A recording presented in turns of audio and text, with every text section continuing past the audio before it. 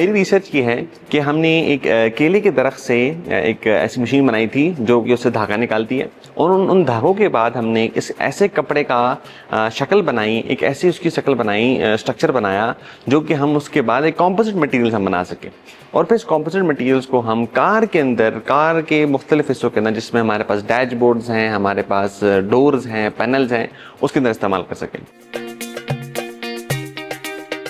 DNFI एक UN की एक ऑर्गेनाइजेशन बहुत बड़ी है जो कि कुदरती फाइबर्स पे काम करती है पिछले चंद सालों से, और हर साल वो पूरी दुनिया से कुछ रिसर्च पेपर्स, कुछ ऐसे पब्लिकेशंस मंगवाती है पूरी दुनिया से कि जिसने कोई एक इजादी काम किया हो, इनोवेटिव काम किया हो। तो हमने पिछले साल अपना ये रिसर्च पेपर उनको भिजवाया, तो उस पर उन्होंने देखा कि यार ये एक एजाजी, एक नया काम है जो पूरी दुनिया में नहीं हो सका, क्योंकि ये काम कभी मतलब पूरी दुनिया में किसी ने नहीं रेप्लिकेट नहीं किया। तो हमने ये किया और फिर उन्होंने जो है ना हमें सिलेक्ट किया और फिर अपने पास जर्मनी बुलाकर हमें ये अवार्ड से नवाजा। ये रिसर्च का अरसा कुछ गलबन पिछले 3 सालों से जारी है, जिसमें हम नए नए काम, नई नई सोचें और लैब्स के अंदर बैठ के, ऑफिस के अंदर बैठ के, मैं और मेरे सुपरवाइज़र कासिम सिद्दीकी साहब, हमने सोचा कि भाई इसको कैसे ऐसा बनाया जाए कि पूरी दुनिया के अंदर ये एक मतलब स्टैंडर्ड बन जाए, एक स्टैंडर्ड की सूरत में पेश हो। और 3 साल के बाद ये प्रोजेक्ट अल्हम्दुलिल्लाह आज मुकम्मल हुआ है। कुदरती जो केले के जो दरख्त है वो अमूमन सिंध के एरिया में और बलोचिस्तान में लजबेला के इलाके में बड़े ज़्यादा पाए जाते हैं। मैंने अपने बैचलर्स के प्रोजेक्ट के अंदर मैंने केले के दरख्त से निकलने वाली धागे वाली मशीन बनाई थी, और फिर हमने ये लजबेला के अंदर, बलोचिस्तान का एक ज़िला है, वहाँ पर हमने ये लगाई और फिर वहाँ से इस फाइबर निकलते हैं। इस मशीन में बेसिकली रोलर्स होते हैं जो कि उसको क्रश करते हैं, तोड़ते हैं, और फिर उन उस टूटने से वो धागे तने से इसके निकलते हैं। और फिर उन तनों से फिर हमने यहाँ पर ब्यूटम्स की लैब के अंदर हमारे पास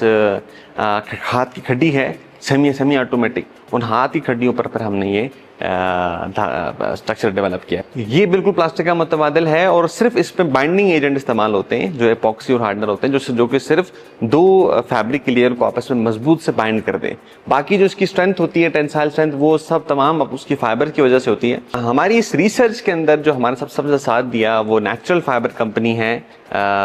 मिस्टर मोहम्मद फवाद फारूक जो उसके डायरेक्टर हैं, उन्होंने काफ़ी साथ दिया। केले के दरख्त लेके आना, उससे अच्छा फाइबर निकालना, धागा निकालना, वो तमाम फैसिलिटी उन्होंने हमें प्रोवाइड की।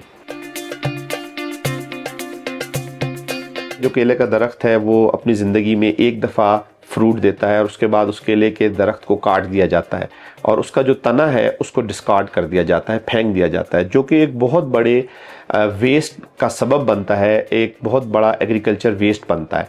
इस प्रोजेक्ट के अंदर हमने कोशिश की है कि हम जो वेस्ट स्टेम से हमने फाइबर्स निकाले हैं उसको हम इस्तेमाल करें हाईटेक एप्लीकेशन के अंदर, जैसा कि कार के इंटीरियर्स के अंदर डैशबोर्ड होता है या दरवाज़ों के डोर पैनल होते हैं। हमने ऐसा कंपोजिट बनाया है, ऐसा मटेरियल बनाया है जिसके अंदर हमने इन केले के फाइबर्स को इस्तेमाल किया है और एक ऐसा स्ट्रक्चर बनाया है जो कि इसको बहुत मजबूत बनाता है, देरपा बनाता है और ये बायोडिग्रेडेबल है और माहौल दोस्त है। इस आइडिया को बेसिकली हमने कंसीव किया था 2001 के अंदर, जब कोरोना के अंदर हम सब जो है वो ऑनलाइन क्लासेस की तरफ चले गए थे। तो उस वक्त हमने इसके ऊपर बहुत ज़्यादा लिटरेचर रिव्यू किया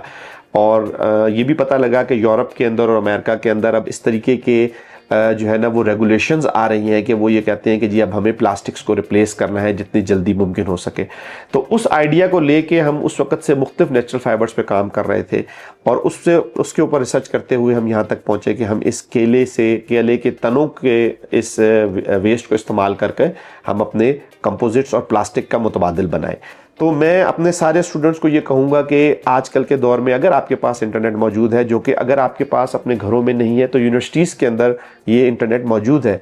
आपको इस बात की ज़रूरत है कि आप अपना एरिया सेलेक्ट करें, आप अपना प्रोजेक्ट सेलेक्ट करें, उसके ऊपर आपको कंसिस्टेंसी के साथ मेहनत करनी पड़ेगी, चाहे उसमें 1 साल लगे या 2 साल लगे। जब आप हार्ड वर्किंग करते हैं और आप अपने गोल आपका क्लियर होता है, विजन आपका क्लियर होता है कि मैंने इस प्रोजेक्ट के ऊपर काम करना है, तो दुनिया के अंदर बहुत सारी ऑर्गेनाइजेशंस हैं जो कि आपके लिए रास्ते खोलती हैं पूरी दुनिया में जाने के और अपनी रिसर्च को प्रेजेंट करने के।